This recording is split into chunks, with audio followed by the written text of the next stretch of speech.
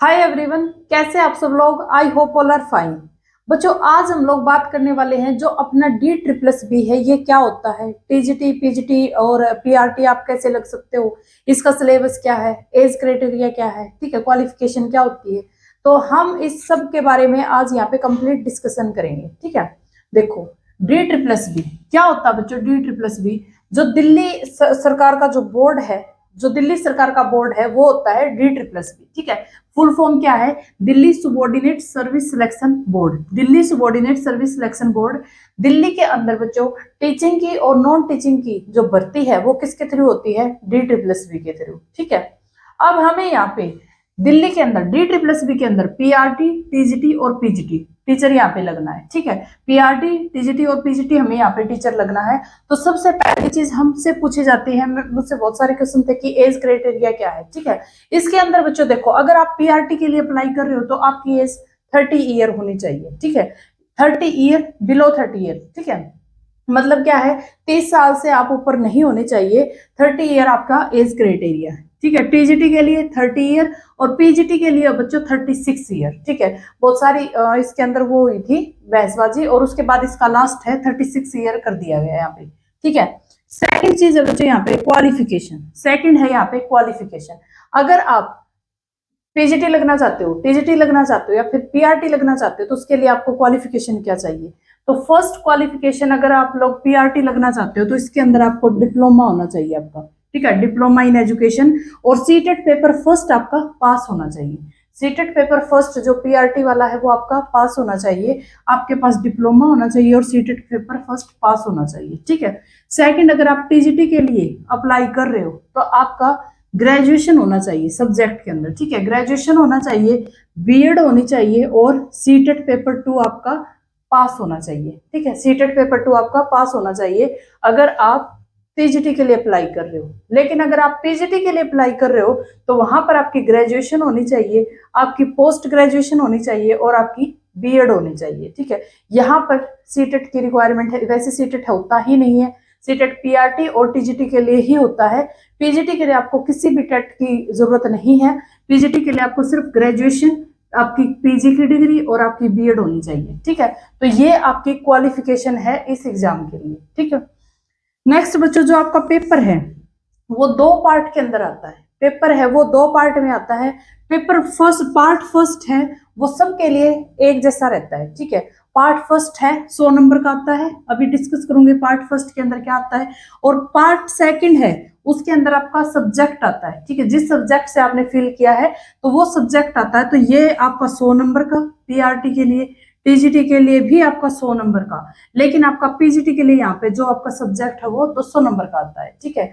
तो ओवरऑल अगर हम बात करें, पीआरटी के लिए आपका पेपर 200 नंबर का, टीजीटी के लिए भी आपका पेपर 200 नंबर का, लेकिन पीजीटी के लिए आपका पेपर यहाँ पे 300 नंबर का होता है, ठीक है। पीजीटी के लिए आपका पेपर 300 नंबर का यहाँ पे होता है।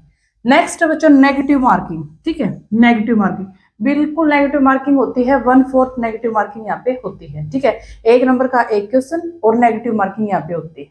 अब हम लोग ये देख लेते हैं बच्चों, ये जो सिलेबस है आपका पीआरटी और टीजीटी, पीआरटी प्लस टीजीटी का सिलेबस है, ठीक है। तो यहाँ पर वैसे पीजीटी का भी सिलेबस सेम होता है। जो पार्ट फर्स्ट है, पार्ट फर्स्ट है वो पीजीटी का भी यही होता है। लेकिन जो पार्ट सेकंड होता है वो पीजीटी का 200 नंबर का होता है, इन दोनों का 100 नंबर का होता है, ठीक है। तो देखो, सब्जेक्ट के अंदर सबसे पहला सब्जेक्ट है बच्चों जनरल अवेयरनेस। इसके कितने क्वेश्चन आएंगे? जनरल अवेयरनेस के यहाँ पे 20 क्वेश्चन पूछे जाते हैं और 20 ही नंबर की जनरल अवेयरनेस आती है। एक क्वेश्चन एक नंबर का, 20 एमसीक्यूज मिलेंगे 20 नंबर के, ठीक है। फिर आती है general intelligence and reasoning ability, मतलब रीजनिंग आपकी, वो भी 20 क्वेश्चन पूछे जाते हैं, मार्क्स भी 20 हैं, ठीक है। Numerical, arithmetical and numerical ability 20 question. Hindi language and comprehension 20 question. English language and comprehension 20 question. फिर आता है बच्चों आपका सब्जेक्ट। यहाँ तक देखो आपके 100 नंबर हो चुके, यहाँ तक आपके 100 नंबर हो चुके। ये सेशन आपका पार्ट फर्स्ट है, इसके अंदर आपके 100 नंबर हो चुके। सेकंड आपका सब्जेक्ट, सेकंड है बच्चों आपका सब्जेक्ट। सब्जेक्ट आपका टीजीटी के लिए सब्जेक्ट आपका और पीआरटी के लिए 100 नंबर का आएगा, ठीक है। और पीआरटी के अंदर सब्जेक्ट में क्या आएगा बच्चों? टीचिंग मेथोडोलॉजी, ठीक है, या फिर आप इसको पेडागोजी भी बोल सकते हो, ठीक है। तो पीआरटी में आपकी पेडागोजी आएगी 100 नंबर में। लेकिन अगर आप लोग टीजीटी से हो या फिर पीजीटी से हो तो आपका सब्जेक्ट आएगा कंप्लीट जिसमें आपने फिल किया है। कोई साइंस से है तो नेचुरल साइंस, एसएसटी से, जिस सब्जेक्ट से आप कर रहे हो तो वहां पर आपका सब्जेक्ट आएगा टीजीटी के अंदर, ठीक है। और ये जो पेपर है बच्चों ये 2 घंटे का रहेगा, ठीक है। पेपर है आपका पीजीटी और टीजीटी वाला, पीआरटी और टीजीटी वाला 2 घंटे का रहेगा, यानी आपको 120 मिनट दी जाएगी और 200 क्वेश्चन आपको सोल्व करनी। 120 मिनट के अंदर आपको 200 क्वेश्चन सोल्व करने। कुछ 1-2 इंपॉर्टेंट बातें और है बच्चों इसके बारे में।